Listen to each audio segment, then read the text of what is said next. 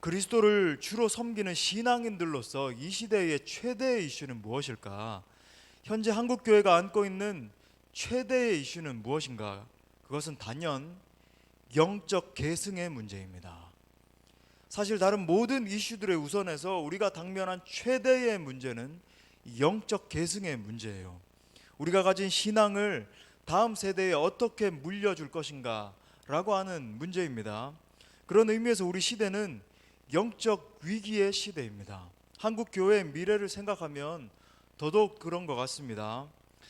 참고로 말씀드리면 저는 비관론자는 아닙니다. 저는 한 존재가 복음을 정말 정통으로 만나게 되면 변화된다라고 하는 것을 신뢰합니다. 또한 성령이 역사하시면은 한 존재가 변화될 뿐만 아니라 놀라운 역사가 일어난다는 것을 믿어요. 예수님은 이미 승리하셨고 또한 우리 안에 계신 성령 하나님께서 계속 역사하실 것을 신뢰합니다. 그런데 우리가 영적 긴장감을 늦추지 말아야 하는 이유가 있습니다. 현재의 이 위기 상황을 직시하지 않으면 영적인 촛대가 옮겨질 수 있기 때문입니다. 그런 의미에서 우리가 다루는 이 주제는 매우 심각한 주제라고 할 수 있습니다. 우리가 하나님 앞에 준비하고 정말로 대처하지 않으면 심각한 상황에 마주하게 되는 것은 시간 문제입니다. 생각보다 제가 이렇게 시대적 상황을 판별해 볼 때 시대가 너무나 빨리 지나가고 있는 것 같아요. 지금 우리가 당면하고 있고 걸어가고 있는 이 시대는 마지막 시대입니다. 그리고 이 마지막 시대의 현상들이 성경적으로 너무나 빨리 나타나고 있다는 것을 볼 수 있는데, 오늘 말씀을 통해서 이 다음 세대를 향한 우리 하나님 아버지의 마음이 우리 모두 가운데 임할 수 있기를 바랍니다. 여러분, 신앙인들에게 가장 불행한 일은 무엇일까? 가장 불행한 일, 그것은 영적인 대가 끊어지는 것입니다. 영적인 대가 끊어지는 것. 지난주일 말씀에서 이 하나님을 경외하는 자에게 주시는 복을 제가 언급을 하면서 마지막에 이 구절을 읽었습니다. 오늘 시편 128편 5절부터 6절 말씀에서 여호와께서 시온에서 내게 복을 주실지어다. 너는 평생에 예루살렘의 번영을 보며 내 자식의 자식을 볼지어다. 이스라엘에게 평강이 있을지로다 라는 구절을 이제 말씀을 드렸죠. 이 이미지를 설명을 하면서 하나님이 통치하시는 장면이라고 말씀드렸습니다. 시온에서 높은 곳에서 하나님이 통치하시는 가운데 온 이스라엘의 하나님의 복이 흘러가는 이미지를 보여주고 있는 거예요. 그런데 그 복된 모습 중에서 이것을 언급합니다. 내 자식의 자식을 볼지어다. 물론 이 표현이 당연히 그냥 우리 후대가 그냥 있을 것이다, 자식이 계속 끊어지지 않을 거야 라는 걸 의미하는 게 아니죠. 하나님을 경외하는 자식이 대를 이어서 계속 이어지게 될 거라는 거예요. 하나님을 경외하는 자녀들이, 우리 집안에 하나님만 두려워하고 하나님만 섬기는 자식들이 계속 된다라고 하는 말입니다. 좀 유명한 예를 들어볼까요? 제가 제일 존경하는 목사님 중에 조나단 에드워드 목사님이 있습니다. 제가 종종 언급드리는 조나단 에드워드 목사님, 프린스턴의 총장을 지내셨고 또 미국의 1차 대각성 운동, 1차 부흥을 일으킨 그런 장본인이십니다. 그의 부인 역시 신앙이 훌륭한 그런 사람이었어요. 그 어떤 사람이 실제 이제 조나단 에드워드 목사님의 이 진노하시는 하나님의 손안에 있는 죄인들이라는 이 글은요, 이 설교문은 미국 교과서에도, 고등학교 교과서에도 실려 있습니다. 왜냐하면 문학적으로도 너무나 탁월하기 때문에. 대단한 학자이시고 목사님이신데 너무나 이제 대단한 지성인이고 대단한 집안이기 때문에 이 가계를 조사를 했습니다. 그의 후손들을 추적해서 가계를 연구를 했는데 그의 직계 후손이 현재까지 873명이었는데 그 가운데 대학 총장을 지낸 사람이 12명이었고 교수가 65명, 의사 60명, 군인 75명, 저술가 85명, 변호사 100명, 판사 30명, 공무원 80명, 하원의원 3명, 상원의원 2명, 미국 부통령 1명, 260명의 신실한 신앙인, 그리고 목회자가 100명이나 나왔다고 합니다. 한 가게에, 이 18세기 사람이었잖아요. 18세기부터 지금까지 목회자가 100명이나 나왔다. 한편 이 조나단 에드워드에게는 어린 시절을 함께 보낸 맥스 주크라고 하는 이 교회에 같이 다니던 친구가 있었습니다. 그도 이제 에드워드와 함께 주일학교에 빠지지 않고 다녔는데 이 청년 시기를 지나면서 정말 안타깝게도 이 신앙에서 멀어지게 된 거예요. 방탕한 생활에 빠졌습니다. 그리고 이제 어느 날에 이제 신앙이 없는 여인과 결혼까지 해서 자녀들을 두게 됐는데, 이제 조나단 에드워드의 가계를 연구한 이 사람이 또 맥스 주크의 이 후손들도 추적을 했습니다. 그의 후손이 이제 1292명인데 그 가운데 유아 사망만 309명, 거지 310명, 불구자 440명, 매춘부 50명, 도둑 60명. 그 도둑까지 어떻게 잡아냈어요? 살인자 70명, 별 볼 일 없이 산 사람이 53명이라는 조사 결과가 나오게 되었습니다. 여러분, 신앙의 가문을 이루는 것이 얼마나 중요한지를 보여주는 극명한 예이죠. 하지만 우리가 당면한 상황은 그렇게 녹록지가 않습니다. 바로 어제도 우리 교역자들과 잠시 이제 점심시간에 좀 이렇게 쉼의 시간을 가지면서 식사도 좀 이렇게 하고 대화를 충분히 나누는 시간을 가졌는데, 우리가 나눴던 이 대화의 주제도 이 다음 세대였습니다. 다름이 아니라 다음 세대. 이 주제를 놓고 우리가 커피를 마시면서 좀 편안하게 쉬어야 되는데 그 순간에도 우리는 심각해져요. 그러면서 열띤 토론을 하고 이제 여러 이야기들을 나눴는데, 한국 지금 다음 세대들이 지니고 있는 이 문화적인 특성, 정서적인 특성들에 대해서 이야기를 하면서 어떤 대안이 있을까, 그런 대화를 나눴습니다. 그런데 여러분, 이 다음 세대가 지니고 있는 문제는 우리의 상상을 초월하는 것이에요. 한마디로 말씀드리면 다음 세대는 소망을 잃어버린 세대입니다. 꿈이나 비전이 없어요. 그러니까 뭔가를 열심히 해도 이룰 수 없다라고 하는 생각이 가득하기 때문에 이 마음 가운데 심리적인 좌절감이 가득합니다. 그래서 그걸 뭘로 푸는지 아십니까? 일명 이 욜로라고 부르는데, 우리 알아듣기 쉽게, 어른 세대가 알아듣기 쉽게 말씀드리면 한탕주의예요. 한탕주의에 빠져 있습니다. 오늘 당장 내가 뭐 잘 먹고 잘 입고 잘 쓰고 그러면 된다라고 하는 거예요. 이렇게 제가 놀란 게 뭐냐면, 한국에 이렇게 비싼 차들이 많은가, 그 이유가 뭐냐면 당장 그냥 내가 비싼 차 타고 파산해도 좋다는 거예요.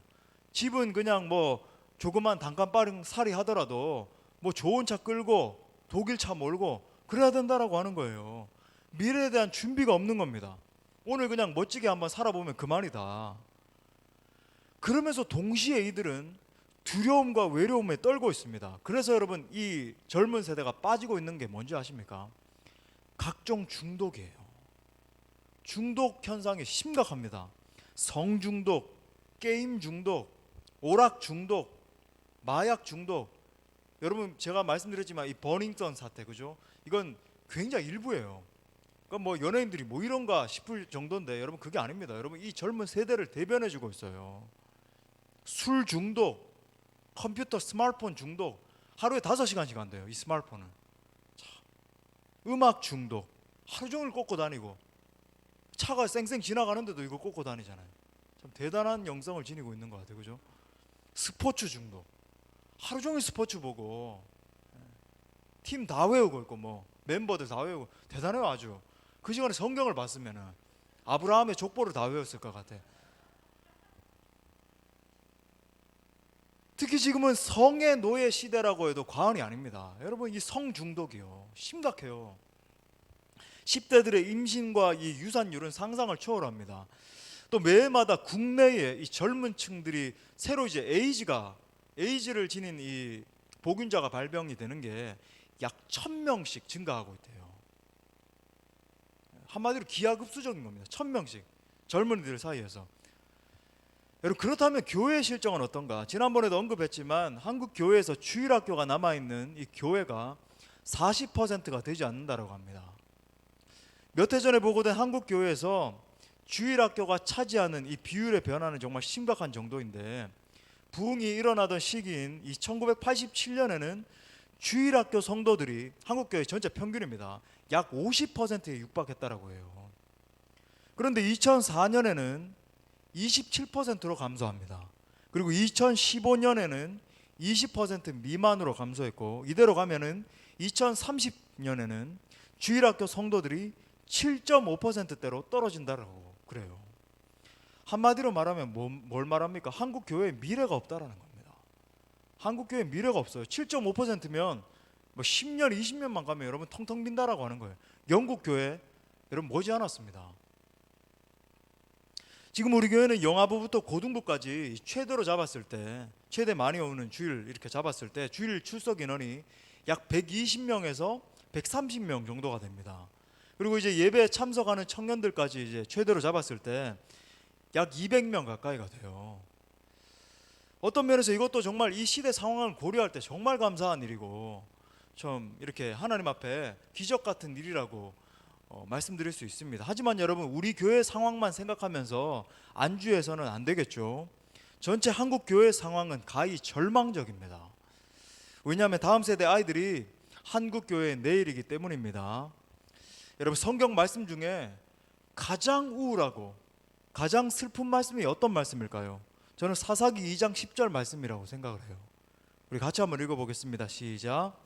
그 세대의 사람도 다 그 조상들에게로 돌아갔고 그 후에 일어난 다른 세대는 여호와를 알지 못하며 여호와께서 이스라엘을 위하여 행하신 일도 알지 못하였더라. 그 후에 일어난 다른 세대는 여호와를 알지 못하며, 전혀 알지 못하는 거예요. 하나님만 섬기고 하나님만 따라가던 백성들이었는데 가히 절망적인 일인 겁니다. 생각해 보십시오. 얼마나 끔찍한 일인지. 우리는 예수님 잘 믿고 주님의 은혜를 찬양하면서 살다가 천국에 가는 거예요. 근데 다음 세대는 주님을 알지도 못하고 예수의 예자도 들어보지 못하고 그냥 허황방탕하게 살아가다가 전부 다 지옥 형벌에 떨어지는 겁니다. 얼마나 끔찍해요. 어떤 의미에서 최악의 상황이죠. 우리는 모든 것을 동원해서 이 불행한 미래를 막아야 하는 것입니다. 물론 우리가 다음 세대의 신앙을 전수하는 데는 많은 장애물들이 있습니다. 지금 세대는, 그러니까 1세대와 우리는 2세대라고 할 수 있는데, 신앙이 2세대라고 할 수 있어요. 이 2세대와는 좀 다른 세대예요. 여러 가지 당면한 문제들을 극복을 해야 됩니다. 세대 차이의 극복, 또 다양한 문화의 극복. 문화가 너무 달라요. 지금 세대랑 여러분이 상상을 초월하는 것을 넘어서서 여러분 다릅니다. 또 개인주의의 극복, 세속주의의 물결의 극복, 그리고 여러분이 특별히 다음 세대에게 다가가려면 이 포스트 모더니즘이라고 하는 것에 대한 이해가 필요해요. 다음 세대의 문화는 포스트 모더니즘이라고 부르는데 완전히 다릅니다. 우리가 살던 시대는 모더니즘의 시대거든요. 저는 그 중간 세대예요. 저는 이제 포스트 모더니즘과 모더니즘 사이에 껴있는 시대이기 때문에 사실 양 세대를 다 이해하는 세대입니다. 그래서 사실 저의 세대가 1982년까지라고 이렇게 말을 하는데, 흔히들 그까지의 세대가 다음 세대를 치료할 수 있는 이 키를 쥐고 있어요. 사실은 지금 세대가 공유하는 문화도 여러분 이 포스트 모더니즘적인 것으로 가득합니다. 여러분, 이 마블 시리즈, 영화 마블 시리즈라는 거 여러분 아시나요? 최근에 이제 1200만 명 넘었는데, 오늘 넘었어요. 오늘. 그거 아시는지 모르겠는데 어벤져스라고 하는 영화가 개봉이 돼서 개봉 16일 만에 1200만 명 시청을 넘었습니다. 거기서 우리 기성세대들 중에 한번 보신 분? 나는 봤다. 이거 보신 분들이 계시네요. 저 뒤에도 계시고, 청년들 말고 극소수 계시네요. 이번에 개봉된 영화를 말씀드리는 겁니다. 저도 아직 못 봤어요. 왜? 시간이 없기 때문에. 근데 여러분, 이 청년들은 아마 대부분 봤을 거예요. 청년들 아마 대부분 봤을 거고, 중고등학생들 말할 것도 없고. 여러분, 1200만 명이 16일 만에 봤습니다. 엄청나죠? 여러분, 근데 여러분 그 영화 보면서 기성세대들이 재미를 느낄까요? 못 느낄까요? 못 느껴요. 느끼는 분들도 계실 수 있는데 천진난만한 분이 계시는 것 같아요. 근데 대부분은 못 느낍니다. 근데 다음 세대 아이들은요, 완전히 열광해요. 그 캐릭터에 완전히 빠져가지고 살아갑니다. 여러분, 그런 차이가 있다고요. 저는 너무 재밌어요. 여러분, 거기에는 제가 이제 목사로서 말씀드리는데, 분석을 해서 말씀드린, 뭐 거기에 대해서 많이 얘기할 시간은 없지만 뉴에이지적인 요소들로 가득합니다. 예? 그러니까 뭐 초능력이라든지 뭐 여러 가지 마법이라든지 뭐 이런 요소가 가득 들어 있어요. 그러니까 이 신앙의 힘이 이 뉴에이지적인 요소들보다 훨씬 더 탁월하고 강력하다라고 하는 것을 보여주지 않으면 여러분, 아이들은 언젠가 이 신앙의 길에서 벗어나게 됩니다.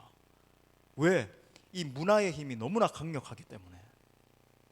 여러분 아셔야 돼요. 이런 것들에 대해서 아시고 좀 이렇게 기본적인 것은 좀 이렇게 아실 필요가 있습니다.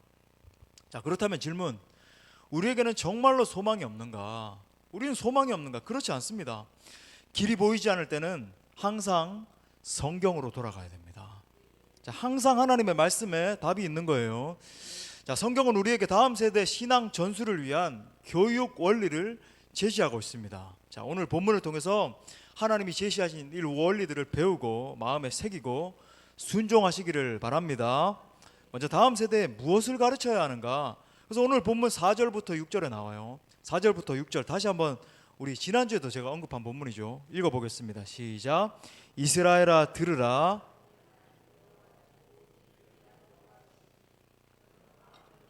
뜻을 다하고 힘을 다하여 내 하나님 여호와를 사랑하라.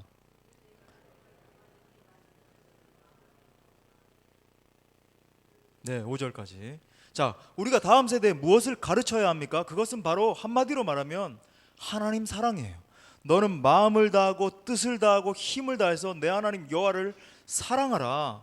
그러니까 내가 하나님을 사랑하고, 내가 먼저 하나님을 사랑하고 그 사랑을, 하나님을 사랑하는 그 신앙을 다음 세대에게 전수해 줘야 된다라고 하는 거예요. 여러분, 예수님이 우리에게 가르쳐 주신 첫 번째 계명 무엇이죠? 계명의 첫 번째가 무엇입니까? 하나님 사랑이에요. 하나님을 사랑하고 내 이웃을 사랑하라. 첫 번째는 하나님 사랑입니다. 여러분, 이것이 우리 교육의 목표입니다. 하나님을 사랑하게 만드는 거예요. 물론 여기서 말하는 하나님 사랑은 단순히 어떤 감정적인 것만 말씀드리는 게 아니죠. 그냥 하나님을 사랑합니다 이런 느낌만 말하는 게 아니에요.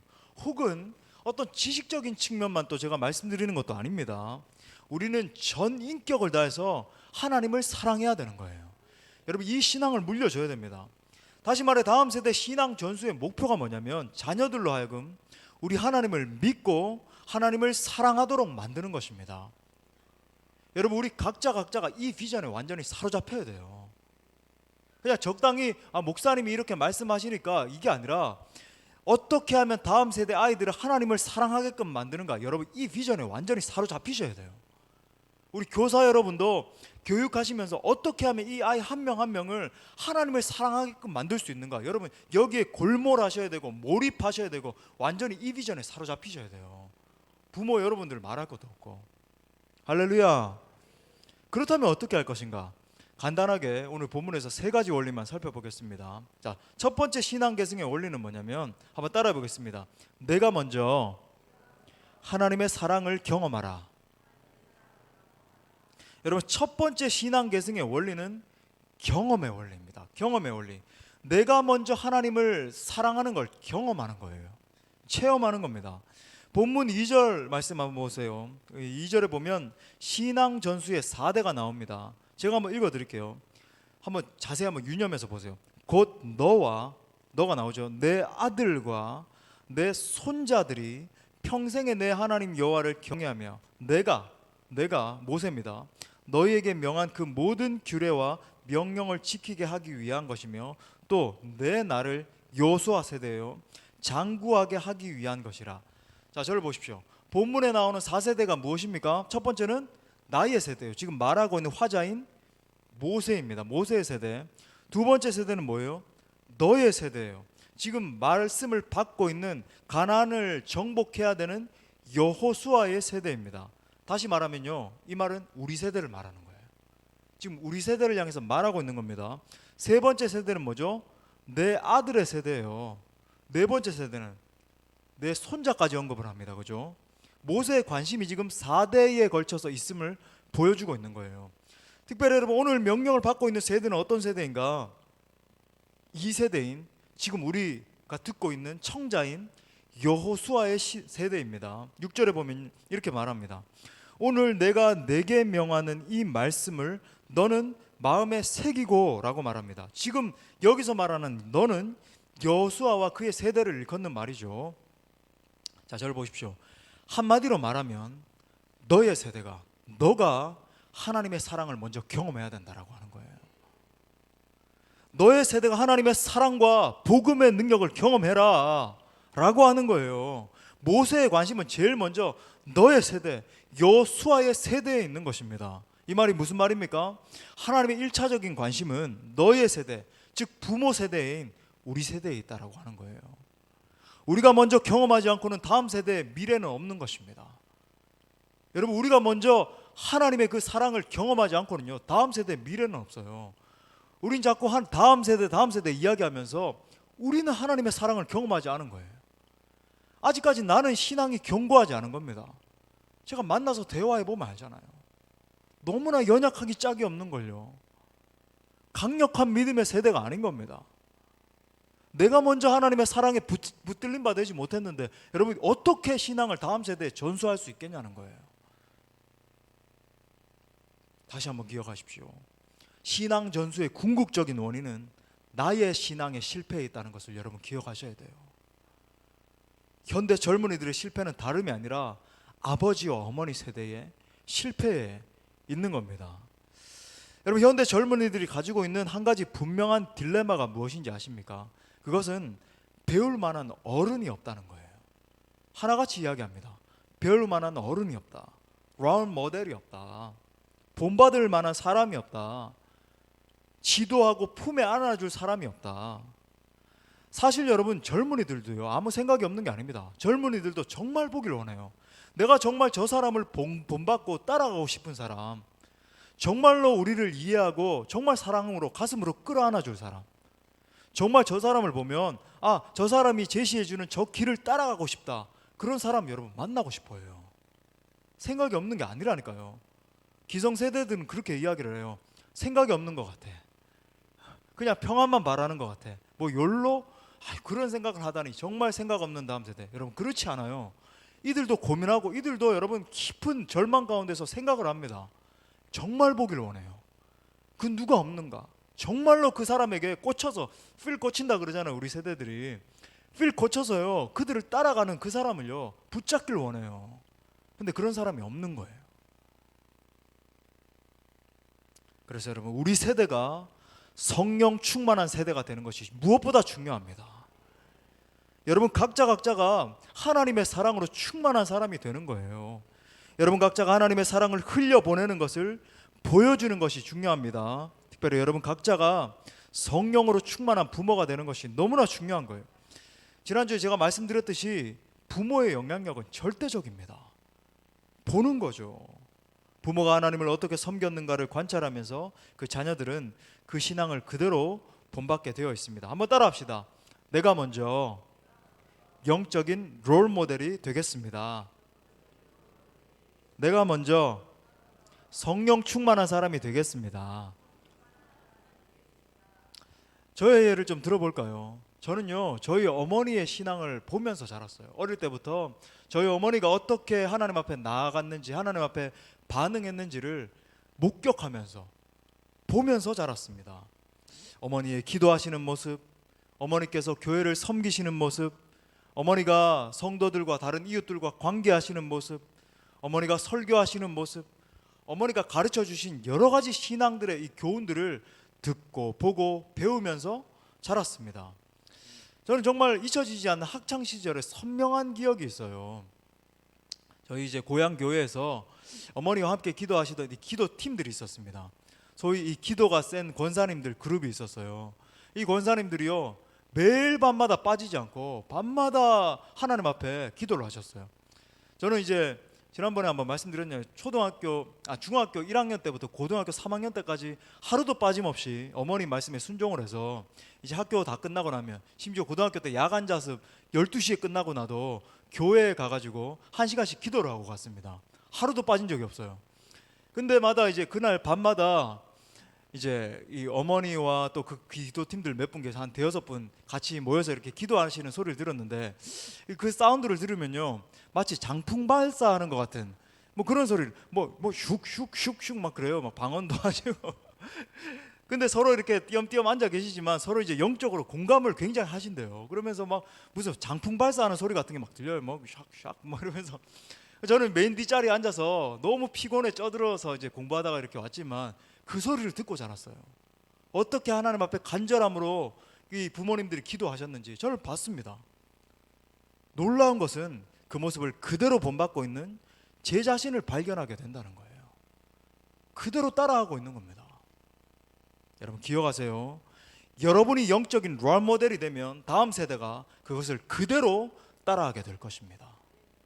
여러분이 하나님을 경외하는 사람이 되면 여러분의 자식들이 하나님을 경외하게 될 것입니다. 자, 두 번째 신앙 계승의 원리는 뭐냐면, 또 따라하겠습니다. 하나님의 사랑을 경험케 하라. 이건 한마디로 말씀드리면 노출의 원리라고 할 수 있을 것 같아요. 다시 말해서 다음 세대 아이들을 하나님이 임재하시는 곳에 자꾸 노출시켜야 돼요. 하나님이 임재하시는 장소, 하나님이 임재하시는 집회, 하나님이 임재하시는 모임 등에 자꾸 노출시켜야 됩니다. 한국교회 어른들이 모두 다 아우성이죠. 다음 세대에 소망이 없다, 한국교회 주일학교 인원수가 점점 줄어들고 있다, 이거 어떻게 하면 좋으냐 연구도 하고 고민도 하는데 답이 없는 거죠. 여러분, 우리 아이들이 어디에 노출되고 있는지 아십니까? 딱 두 가지예요. 하나는 자기 자신의 이 쾌락에, 오락적인 것에 노출되든지, 아니면 자기 야망, 내 성공하는 것, 이 두 가지에 노출됩니다. 다음 세대 아이들을 보세요. 하루 종일 각종 미디어, TV, 인터넷, 게임, 영화 등에 푹 빠져 살아요. 예. 사실 그들이 노출되어 있는 문화는 뉴 에이지적이고 사탄적인 문화입니다. 또 다른 부류들의 아이들은요, 오로지 자기 성공에 목숨 걸고 있어요. 학교나 가정에서 어떤 인성교육 같은 것이 거의 없다시피 할 정도이기 때문에, 그러니까 자연스럽게 나 잘되고, 나 돈 많이 벌고, 나 학위 따고, 내가 올라가고, 내가 승승장구하고, 내가 남들보다 위에 서고, 여기에 전부 다 꽂혀있는 젊은이들 뿐인 거죠. 두 부류밖에 없어요. 거기에 완전히 미쳐 있습니다.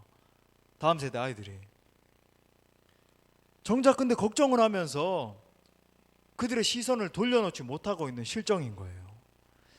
성경은 바른 것에 대한 노출에 대해서 말하고 있습니다. 오늘 본문 7절 말씀 다시 한번 또 읽어봐요. 7절 말씀 시작. 내 자녀에게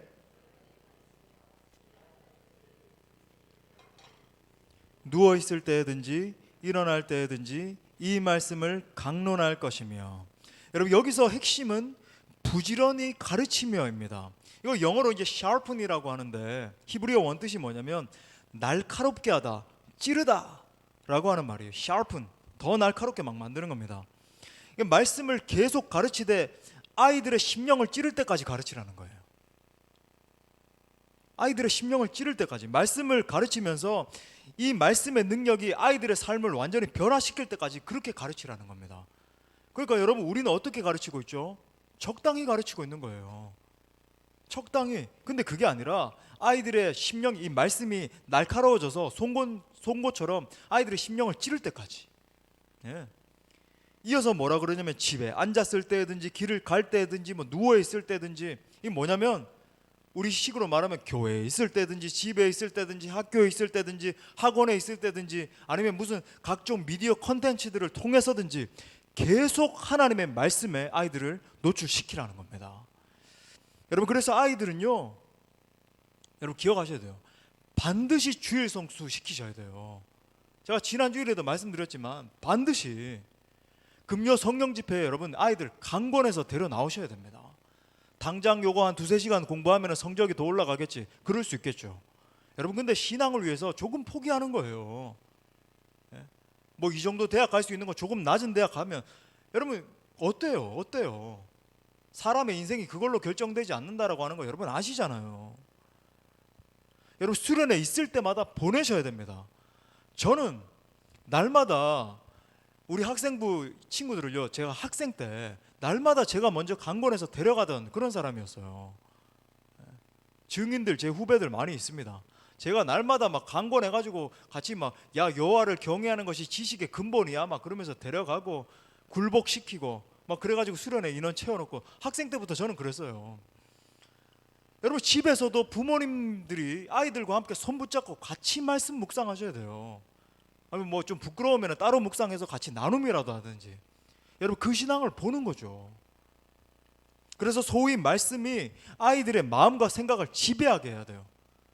좀 우스꽝스러운 표현일 수 있겠지만 아예 세뇌시켜야 됩니다. 완전히 하나님의 말씀으로, 하나님의 임재하심으로 다음 세대 아이들을 이 세상의 더러운 문화로부터 보호시키기 위해서 말씀으로 완전히 세뇌시켜야 돼요. 동의하십니까? 너무 과격한가요? 여러분, 진짜예요. 저는 그게 목표입니다. 완전히 다음 세대 아이들을 이 말씀으로 세뇌시키는 거. 너무 빡센 지도자를 만났군요. 저 우리 교육자들에게도 이야기해요. 완전히 세뇌시켜야 된다. 그래서 어떤 풍파 속에서도 하나님만 의지하는 사람으로 만들어야 돼요. 개조시켜야 됩니다. 자, 세 번째 신앙 계승의 원리는 뭐냐면, 또 따라해 보겠습니다. 다음 세대를 위해 목숨 걸고 기도해야 된다. 여러분, 이게 자명한 거예요. 다음 세대 이 신앙 계승의 원리 세 번째는 당연히 기도의 원리입니다. 기도의 능력을 믿고 기도해야 되는 것입니다. 여러분, 이 죄악이 관영한 시대에 다음 세대를 하나님의 사람들로 세울 수 있는 능력의 비결은 기도인 것입니다. 제가 정말 사랑하는 말씀이에요. 역대하 7장 14절. 역대하 7장 14절. 여러분, 이 말씀 달달 외우셔야 돼요. 다 같이 한번 선포하면서 읽어볼까요? 시작. 내 이름으로 일컫는 내 백성이 그들의 악한 길에서 떠나 스스로 낮추고 기도하여 내 얼굴을 찾으면 내가 하늘에서 듣고 그들의 죄를 사하고 그들의 땅을 고칠지라. 여러분, 뭐라고 말합니까? 우리가 악한 길에서 떠나 스스로 겸비하여, 옛날 성경에 겸비해서 그러잖아요. 겸비해서 주님 앞에 무릎 꿇고 기도하기 시작하면 하나님이 우리 기도를 들으시겠다라고 약속하시는 거예요. 우리 기도를 들으시고 하늘을 가르시고 임재하셔서 이 땅을 고쳐주시겠다. 다음 세대를 치료해 주시겠다. 다음 세대를 하나님의 영광을 선포하는 세대로 일으켜 주시겠다. 할렐루야. 여러분, 우리가 하는 게 아니에요. 하늘에 하나님이 임하시면 되는 겁니다. 여러분, 우리 수원동부교회 부흥의 비결은 어디 있습니까? 우리의 기도가 쌓이면. 여러분, 그래서 여러분 금요 성령 집회에도 나오셔서 새벽 기도에도 나오시고, 우리 이제 또 이번 주일부터 기도 운동할 텐데, 정말 기도의 온도를 올리고 기도의 피치를 올리면요, 어느 날 갑자기 하나님이 불꽃 같은 부흥으로 우리 가운데 임하시는 겁니다. 예, 여러분, 이것이 우리의 소망이에요.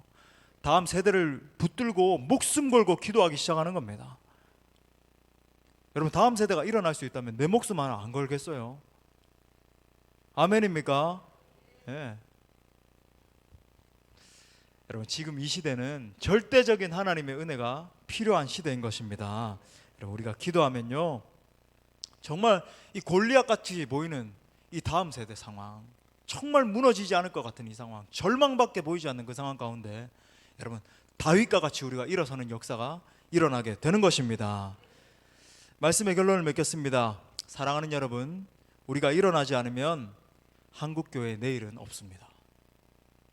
우리가 일어나지 않으면 한국교회의 내일은 없어요. 지금은 우리만 충만하고 우리만 은혜 받으면 되는 그런 시대가 아닙니다. 다음 세대를 끌어안아야 돼요. 여러분, 다음 세대를 끌어안아야 돼요. 목사님, 저는 나이가 너무 많아요. 목사님, 저는 경험이 별로 없어요. 목사님, 저는 할 수 있는 능력이 없어요. 여러분, 이런 생각 하실 수도 있는데, 여러분, 저와 함께하는 동안에 이런 생각을 버리십시오. 할렐루야. 버리세요. 제가 제일 싫어하는 거 제가 말씀드렸죠. 부정적인 생각, 안 된다, 못한다. 맨날 그런 생각하는 사람들, 나는 크리티컬하고 나는 비평을 잘하는 사람이라서 그런 사람은 그런 사람들끼리 놀게 하고, 한번 따라 합시다. 나는 할 수 있다. 우리 수원 동부교회는 할 수 있다. 할렐루야. 여러분, 믿음으로 비전을 바라보면서 일어나는 거예요. 그렇게 돌파해서 나아가면요, 정면 승부, 브레이크트루 하고 나아가면 하나님이 길을 열어주시는 겁니다. 여러분, 보게 될 거예요. 저는 날마다 환상을 본다니까요. 다음 세대가 일어나서 폭발적으로 일어나서 하나님을 경외하는 그 환상을 보는 거예요. 아니, 저는 여러분들이 이렇게 반응하시는 걸 보면서 한 절반 정도는 정말 그럴까? 여러분, 옆에 있는 지체들 하이파이브 하면서 좀 믿음으로 선포합시다. 담대하게 우리는 할 수 있습니다. 선포합시다. 여러분, 부정적인 생각, 안 된다, 뭐 못한다, 현재 상황이 이렇다, 그거 다 버리고 하나님, 나는 하나님의 비전을 바라보는 사람입니다. 아버지 하나님, 우리 교회의 청년들이 일어나서, 다음 세대 아이들이 일어나서 온 열방을 누비면서 하나님의 영광을 선포하는 세대가 될 것입니다. 네. 너는 내게 부르짖으라. 내가 내게 응답하겠고, 내가 내게 응답하겠고, 내가 알지 못하는 크고 은밀한 일을 내게 보이리라.